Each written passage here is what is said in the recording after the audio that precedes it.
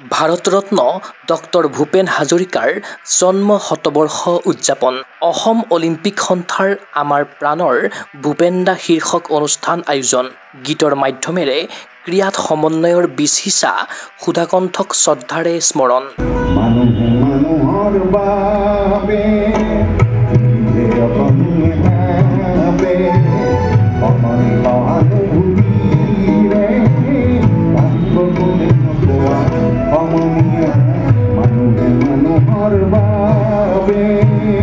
ভাৰতৰ সাংস্কৃতিক জগতৰ উজ্জ্বল নক্ষত্ৰ বিশ্ববিশ্ৰুত শিল্পী সুধাকণ্ঠ ডক্টৰ ভূপেন হাজৰিকাৰ কালজয়ী সৃষ্টিৰাজিৰ যোগেদি প্ৰতিধ্বনিত হৈ আহিছে একতা মানৱতা আৰু ভাতৃত্ববোধৰ বাৰ্তা অসমৰ বাৰেবৰণীয়া কৃষ্টি সাংস্কৃতিক সংগীতৰ লহৰেৰে বিশ্বমঞ্চত চিনাকি কৰাই দিয়া ভূপেন দা প্ৰতিজন অসমীয়াৰ হিয়াৰ আমঠু এগৰাকী মহান শিল্পীয়ে সংগীতক কেৱল সাংস্কৃতিক বিষয় হিচাপে ধৰি নাৰাখি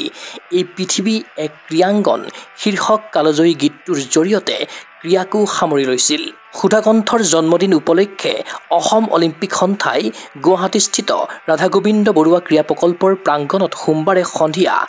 আমাৰ প্ৰাণৰ ভূপেন দা শীৰ্ষক এক সৰ্বাংগ সুন্দৰ অনুষ্ঠান আয়োজন কৰে অনুষ্ঠানৰ আৰম্ভণিতে বিশ্ববিশ্ৰুত শিল্পীগৰাকীৰ প্ৰতিচ্ছবিৰ সন্মুখত বন্তি প্ৰজ্বলন কৰাৰ লগতে 100 গছি চাকি জ্বলাই শ্ৰদ্ধা নিবেদিলে অসম অলিম্পিক সন্থাৰ বিষয়ববীয়াই হীৰেন গগৈয়ে আধৰা অনুষ্ঠানত আদৰণি বক্তব্য প্ৰদান কৰে সন্থাৰ সম্পাদক লক্ষ্য কোঁৱৰে অসমীয়াৰ প্ৰাণৰ ভূপেন দা তেখেতৰ অবৰ্তমানত আজি তেখেতৰ 100তম জন্মবাৰ্ষিকী অসমীয়াৰ সৰ্ববৃহৎ আয়োজন আজিৰ এই দিনটো অসমৰ প্ৰতিটো স্থানত প্ৰতিটো জাতি জনগোষ্ঠীয় ধৰ্ম বৰ্ণ নিৰ্বিশেষে আজি এই পবিত্ৰ দিনটো উদযাপন কৰিছে গীতেৰে মাতেৰে সুৰেৰে আৰু অসম অলিম্পিক সন্থায়ো অসমীয়া জাতিৰ এই মহীৰোহগৰাকীক আজি আমি শ্ৰদ্ধাঞ্জলি জনাইছোঁ আমাৰ প্ৰাণৰ ভূপেন দা নামেৰে অসম অলিম্পিক সন্থাৰ বাকৰিত আমি 100 গছি বন্তি প্ৰজ্বলন আৰু অসমৰ এগৰাকী স্বনামধন্য শিল্পী পথাৰ শিল্পী লোহিত গগৈ ডাঙৰীয়াৰ যোগেদি ভূপেন্দ্ৰ সংগীত আৰু অন্য এগৰাকী আমাৰ সকলোৱে পৰিচিত সংগীত শিল্পী ডক্টৰ সংগীতা কাকতিয়েও আমাৰ এই অনুষ্ঠানটো আজি সুন্দৰ কৰি তুলিছে আজিৰ সন্ধিয়াটি সমগ্ৰ অসমবাসীক আজি ভূপেন দাৰ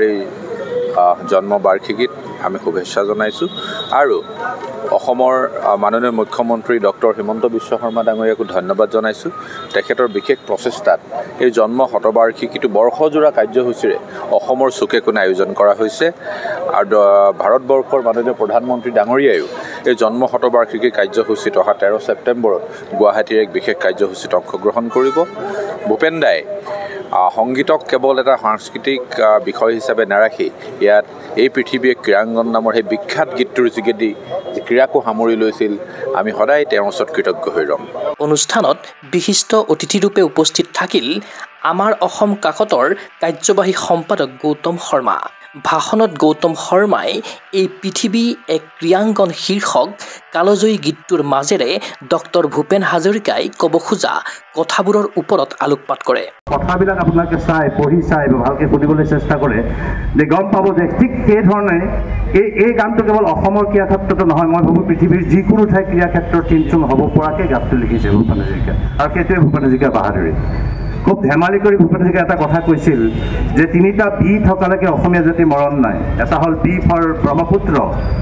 এটা হ'ল B for Bihu any B for Bhupen Hazarika সেইটো নিজেই কৈছিল আচলতে খুব ধেমালি কৰি ক'লোঁ সেইটো কথা সঁচা কথা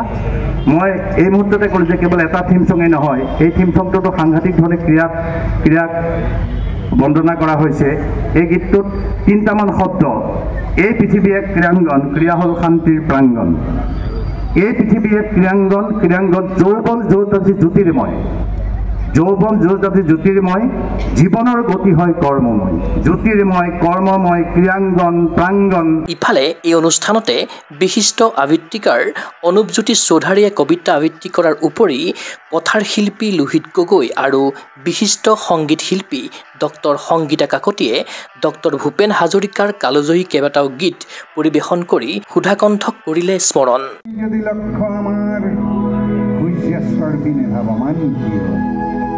সূৰ্য সূৰ্যোদয় যদি লক্ষ্য আমাৰ সূৰ্যাস্তৰ দিনে ধাবমান কিয়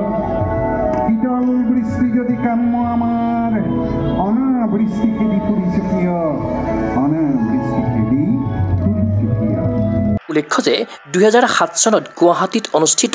ৰাষ্ট্ৰীয় ক্ৰীড়াত এই পৃথিৱী এক ক্ৰীড়াংগন শীৰ্ষক গীতটোক স্বীকৃতি দিয়া হৈছিল থিম ছং হিচাপে। তাৰ পাছৰে পৰা এই গীতটিয়ে জনতাৰ মনত দকৈ সাজ বহুৱাবলৈ সক্ষম হৈছে। সংগীত পৰিৱেশনৰ মাজতে এই পৃথিৱী এক ক্ৰীড়াংগন শীৰ্ষক গীতটোৰ জন্মৰ আঁৰৰ কাহিনী ক'লে ডক্টৰ সংগীতা কাকতিয়ে। কেপ্টেইন ৰবীন বৰদলৈ ডাঙৰীয়া আৰু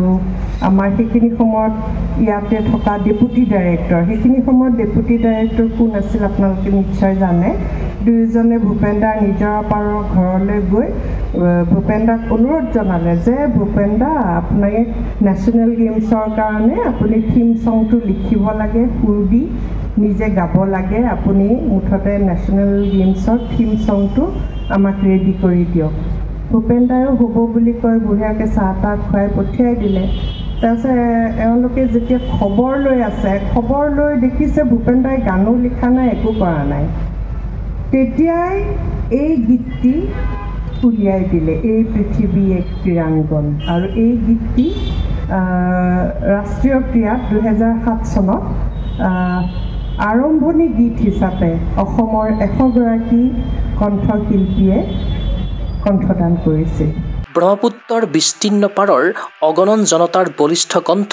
ভূপেনদাৰ অমৰ সৃষ্টিৰাজি জীৱন দৰ্শন আৰু সুৰৰ মূৰ্ছনা দেশবাসীৰ বাবে অফুৰন্ত প্ৰেৰণাৰ উৎস হৈ থাকিব। গীতৰ মাধ্যমেৰে ক্ৰীড়াত সমন্বয়ৰ বাৰ্তা সিঁচিব খোজা সংগীত সূৰ্যৰ জন্ম শতবৰ্ষ উদযাপনৰ এই গৌৰৱময় ক্ষণত ডক্টৰ ভূপেন হাজৰিকাক গগো স্পৰ্টছ এনিৰ তৰফৰ পৰা নিবেদিলোঁ গভীৰ শ্ৰদ্ধা। চিন্ময় বৰাৰ প্ৰতিবেদন, Gogo sports any. Physical education বিষয়ত ডিগ্ৰী পাঠ্যক্ৰমৰ কাৰণে অসম তথা উত্তৰ পূৰ্বাঞ্চলৰ প্ৰথমখন শিক্ষানুষ্ঠান অভিৰুচি ইনষ্টিটিউট অৱ ফিজিকেল এডুকেশ্যন। 2 বছৰীয়া ফিজিকেল এডুকেশ্যনৰ BPEd পাঠ্যক্ৰম আৰু 4 বছৰীয়া BPES পাঠ্যক্ৰমৰ বাবে নামভৰ্তি চলি আছে। বিতংকৈ জানিবৰ বাবে আজি যোগাযোগ কৰক। যোগাযোগৰ নম্বৰসমূহ হৈছে 9435100098, 7002233540, 88765210998, ৱেবছাইট www.aipguwahati.in।